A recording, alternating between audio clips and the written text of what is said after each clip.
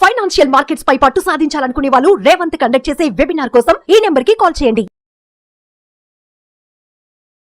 Salmon గారు ఇప్పుడు రెగ్యులర్గా ఈ అంటే మ్యూచువల్ ఫండ్ ఎక్స్పర్ట్స్ అందరు ఏం చెప్తుంటారంటే నెలకు 15,000 చొప్పున 15 సంవత్సరాల పాటు ఇన్వెస్ట్ చేసుకుంటూ పోతే ఒక 15% CAGR చొప్పున 1 కోటి రూపాయలు వస్తుంది, 2 కోట్లు వస్తుందో రెగ్యులర్గా అందరు చెప్తుంటారు.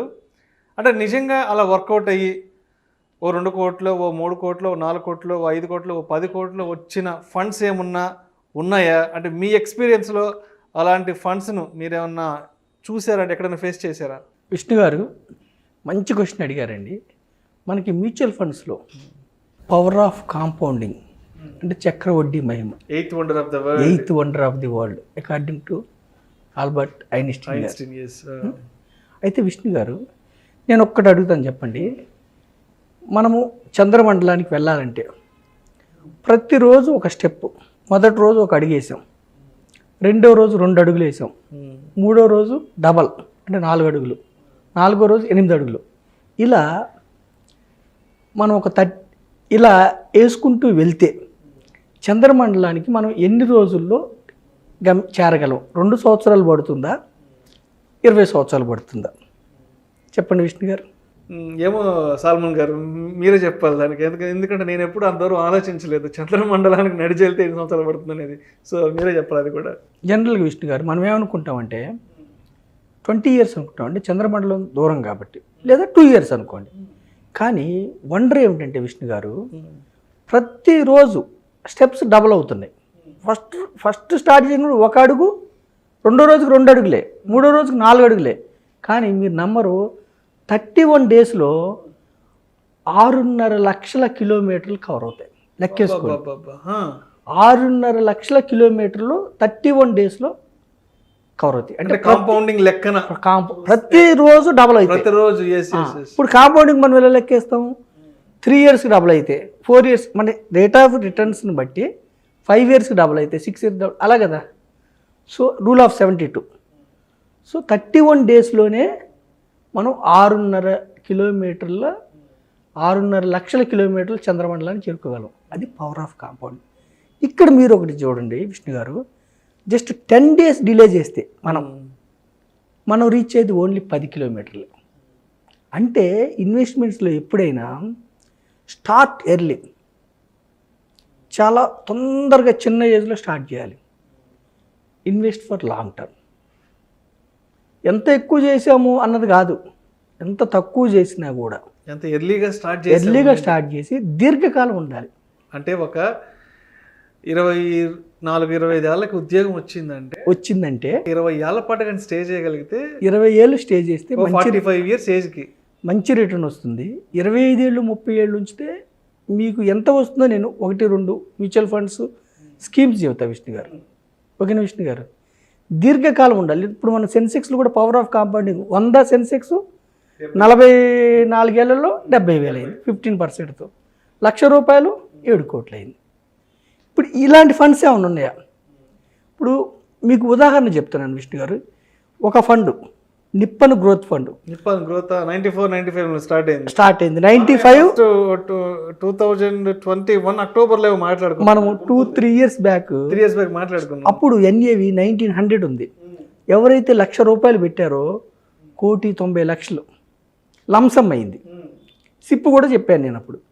ఇప్పుడు విష్ణు గారు ఈరోజు 3,091 NAV నెట్ అసెట్ వాల్యూ. అంటే ఎవరైతే కరెక్ట్గా అక్టోబర్ 95లో స్టార్ట్ అయింది, 28 సంవత్సరాల క్రితం ఎవరైతే ₹1,00,000 ఇన్వెస్ట్ చేశారో ఈరోజు 3 కోట్లు లైఫ్ సెటిల్, చాలా ఇంకా 3 కోట్లు అయింది. కానీ అన్ని సంవత్సరాల పాటు పేషెన్సీగా వెయిట్ చేయడం అనేది కూడా అదొక పెద్ద వండర్. ఎందుకంటే ఆ రోజు మధ్యలో ఎవరైనా ఏదైనా అవసరం వచ్చి ఎగ్జిట్ అయిపోయి వెనక్కి వెళ్ళిపోయింటే ఈరోజు ఆ కాంపౌండింగ్ వండర్ అనేది చూసేవాళ్ళు కాదు కదా. అయితే విష్ణు గారు ₹1,00,000 వచ్చి ఈరోజు 3 కోట్లు అయింది 28 ఇయర్స్లో. సరే, నెలకు 10,000 సిప్ చూడండి విష్ణు గారు, నెలకు 10,000 ఎవరైతే 28 సంవత్సరాల క్రితం స్టార్ట్ చేశారో వాళ్ళు ఈ రోజుకి కట్టింది 28 ఏళ్ళలో 33,60,000 ఈరోజుకి. ఫండ్ వాల్యూ ఫండ్ రిటర్న్ ఎంత ఇచ్చిందంటే విష్ణు గారు 22.42% ఇచ్చింది. మన సెన్సెక్స్ మనం ఎంత చెప్తున్నాము 15%. మాట్లాడుకో. నిప్పన్ గ్రోత్ ఫండ్ గత 28 ఏళ్ళలో 22.42% ఇచ్చింది. అయితే ఒకటి గుర్తుంచుకోండి విష్ణు గారు, మ్యూచువల్ ఫండ్స్ ఈక్విటీస్కి returns guarantee subject to market risk. ప్రేక్షకులకు చిన్న విజ్ఞప్తి, ఈ వీడియోలో ప్రస్తావించబడుతున్న అంశాలు కేవలం ప్రేక్షకులకు ఒక అవగాహన కొరకు, ఇన్ఫర్మేషన్ కొరకు, ఎడ్యుకేషన్ పర్పస్ కొరకు మాత్రమే వీటి గురించి మాట్లాడడం జరుగుతుంది. పెట్టుబడులు పెట్టేవాళ్ళు మీ ఫినాన్స్ ప్రొఫెషనల్ సంప్రదించి మాత్రమే తుది నిర్ణయం తీసుకోగలరని మా మనవి. రైట్ సార్, మంచి డిస్క్లైమర్ ఇచ్చారు Vishnu garu. Mutual funds are subject to markets. Past performance ఇలా ఉంది, ఫ్యూచర్ పెర్ఫార్మెన్స్ ఈ విధంగా ఉంటుందా? No one can predict.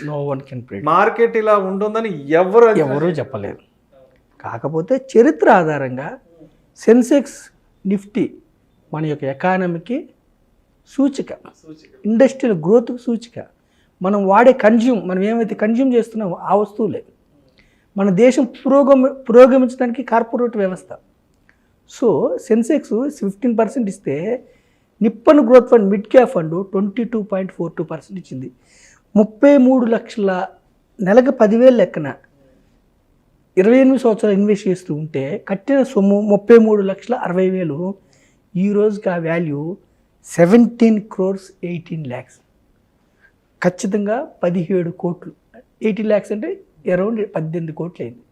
Vishnu గారు మీరు అనొచ్చు 28 సంవత్సరాల క్రితం 10,000 పెద్ద మొత్తం అండి, ఒక ఎకరం పొలం వచ్చిండేది అనొచ్చు. 10,000 ఎకరం. సో 1,000 రూపాయలు వేసుకుంటే కూడా, నెలకి 1,000 రూపాయలు వేసుకుంటే కూడా విష్ణు గారు 28 సంవత్సరాల్లో వాళ్ళు కట్టింది 3,36,000. అది ఈరోజు 1,71,00,000. నెలకి 1,000 రూపాయలతో 3 లక్షలు, 1,71,00,000 28 ఏళ్ళు అయింది. Is it good return or bad return? ఒక సామాన్య మానవుడు కోటీశ్వరుడు రావడానికి అవకాశం ఉందా లేదా? నేనేమంటానంటే ఈక్విటీస్లో F&O ట్రేడింగ్, ఇంట్రాడే నాలెడ్జ్ ఉంటే వెళ్ళండి, మీ ఇష్టం, రిస్క్ ఉంటుంది.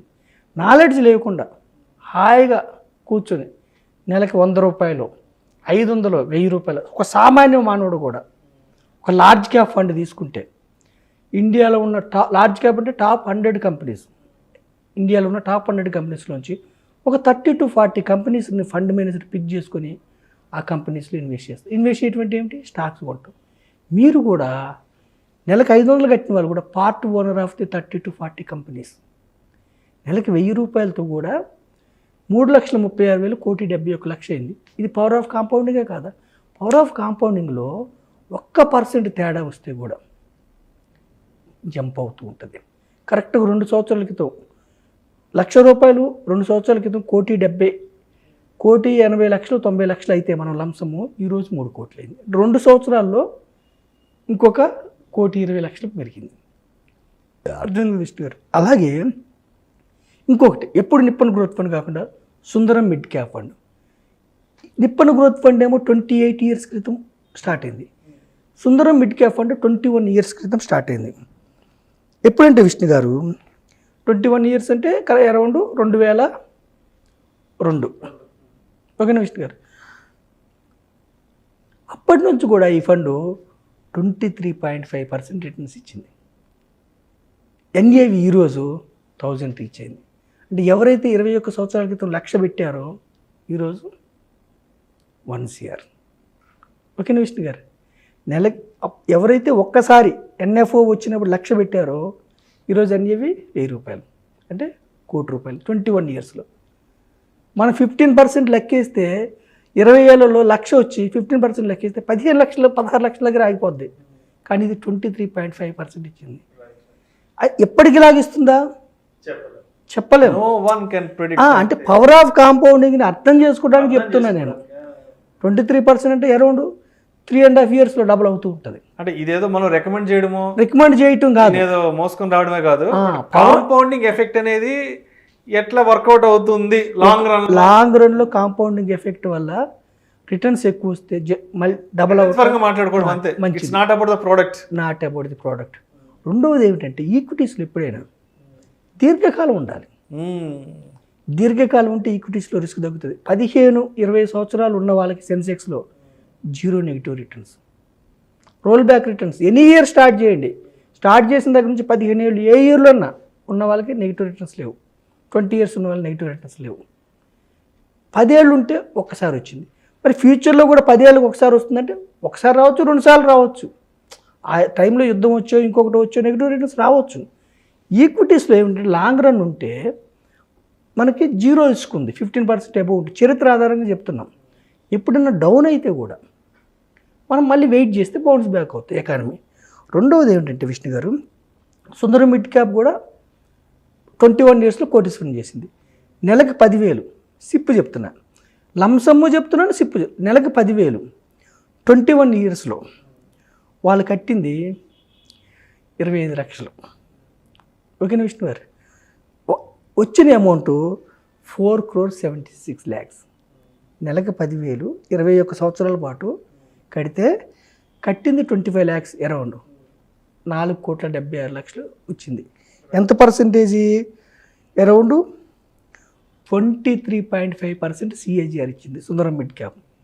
నెలకు 10,000 ఎక్కువ అనుకుంటే కూడా నెలకి 1,000 రూపాయలు, సామాన్య మానవుడు నెలకి 1,000 రూపాయలు ఇన్వెస్ట్ చేస్తే 21 years పాటు ఇలాగే కట్టింది ఎంత? అతను కట్టింది 2.5 లక్షలు, వచ్చింది 47 లక్షలు. అంటే ఇది ఎందుకు చెప్తున్నామంటే పవర్ ఆఫ్ కాంపౌండింగ్ వర్కౌట్ కావాలంటే మోర్ దాన్ 10 years 15 years ఉండాలి. రెండవది ఏమిటంటే ఎప్పటికీ ఫండ్ స్లోప్ వైజ్గా ఇలా పెరుగుతుందంటే పెరగదు. ఇప్పుడు ఈరోజు 47 లక్షలు అయింది అన్నాం మనం 21 yearsలో. ఒక 2-3 నెలలు వరుసగా మార్కెట్స్ ఫాల్ అయితే 47 లక్షలు మళ్ళీ 35కి వస్తుంది. అది అర్థం చేసుకోవాలి మనం. సిప్లో ఏమిటంటే ఎవ్రీ మంత్ కట్టడం వల్ల తగ్గినప్పుడల్లా మనకి నెంబర్ ఆఫ్ యూనిట్స్ ఎక్కువ వస్తాయి, తక్కువ రేట్స్కి షేర్లు దొరుకుతూ ఉంటాయి. మార్కెట్స్ బెంబేలు పడకుండా మనం మార్కెట్స్ తగ్గినప్పుడు, ఇప్పుడు సిప్పులో ఏమవుతుంది, తగ్గినప్పుడు ఇన్వెస్ట్ చేస్తాం, పెరిగినప్పుడు ఇన్వెస్ట్ చేస్తాం, అందుకని వెల్త్ క్రియేట్ అవుతుంది. ఈవెన్ లంసంలో కూడా దీర్ఘకాలం ఉంటే మనకి ట్రెడిషనల్ ఇన్వెస్ట్మెంట్స్ బ్యాంక్ ఎఫ్డి కానీ, ఎల్ఐసి ఇన్సూరెన్స్ పాలసీస్ కానీ, సుకన్య సమృద్ధి కానీ, గోల్డ్ కానీ, వీటిలన్నిటికంటే కూడా ఈక్విటీస్ అనేది wealth creators. Real estate and equities are wealth creators. అది ప్రూవ్ చేయబడింది. మనం గత చరిత్ర చెప్పగలము, భవిష్యత్తు ప్రెడిక్ట్ చేయలేము. సో నేను యూత్కి ఇచ్చే సందేశం ఏమిటంటే 100 రూపీస్ స్టార్ట్ చేస్తారా, 500 స్టార్ట్ చేస్తారా, 1000 స్టార్ట్ చేస్తారా, 5,000 స్టార్ట్ చేస్తారా, మీ ఇష్టం. మీ యొక్క ఇన్కమ్ను బట్టి మీరు చూజ్ చేసుకోండి. కానీ లక్ష్యం, గోల్, ఒక లక్ష్యం పెట్టుకోండి. నాకు 20 ఏళ్ళలో ఇంత డబ్బు కావాలి, 30 ఏళ్ళలో ఇంత డబ్బు. గోల్ ఆధారంగా మీరు ఇన్వెస్ట్ చేయగలిగితే పెద్ద మొత్తం మీరు ఇన్వెస్ట్ అయిపోయినా కానీ ధనవంతునిగా రిటైర్ అవ్వచ్చు, ధనవంతునిగా జీవించవచ్చు, పిల్లల ఎడ్యుకేషన్ గొప్పగా ఇవ్వచ్చు.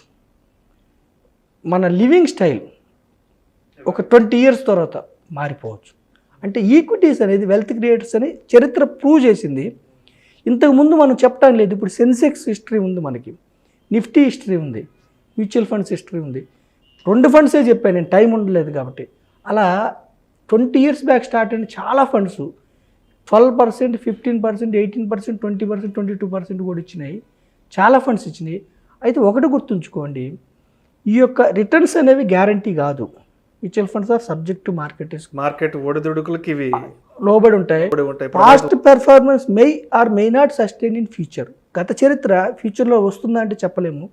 రిస్క్ని అర్థం చేసుకొని ఇన్వెస్ట్ చేస్తే ఈక్విటీస్లో ఈక్విటీ డైవర్సిఫైడ్ మ్యూచువల్ ఫండ్స్ అనేవి మీకు చింత లేకుండా చక్కటి మ్యూచువల్ ఫండ్స్ తీసుకొని మీ లక్ష్యానికి అనుగుణంగా మీరు ఇన్వెస్ట్ చేసుకుంటూ వెళ్తే మీ యొక్క ఆర్థిక లక్ష్యాలను చేరుకోవచ్చు. అది Vishnu garu, power of compounding effect.